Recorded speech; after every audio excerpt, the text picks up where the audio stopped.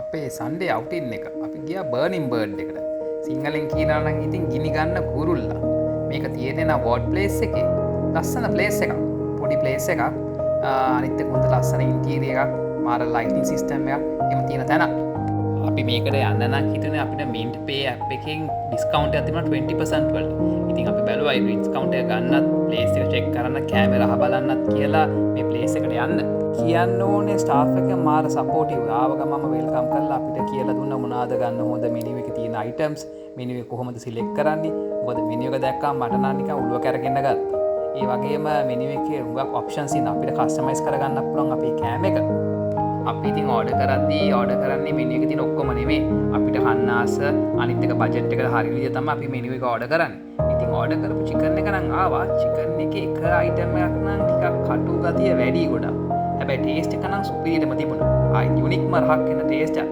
ඒගොල්ලන්ගේ ඉම්ප්‍රූව් කරගත්තා නම් හොඳ චිකන් පීස් එකක් දෙන්න සමහරක් අයිටම්ස් වලට ඒක උගක් හොඳ ප්ලස් පොයින්ට් එකක් කියලා මං හිතනවා.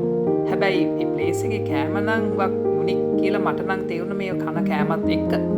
යුනික් වගේම ඉතින් හොඳ අප්ස්කේල් ප්‍රයිස් රේන්ජ් එකක් තියෙන ප්ලේස් එකක් තමයි මේක. ඔන්න ඔහොම තමයි අපේ සන්ඩේ ගෙවුනේ. තවත් ක්ලිප් එකකින් අපි ආයෙත් හම්බෙමු. ඔයගොල්ලන්ගේ සජෙෂන්ස් කමෙන්ට්ස් එහෙම තියනවා නම් අපිට දාන්න අපි ආසයව දැනගන්න.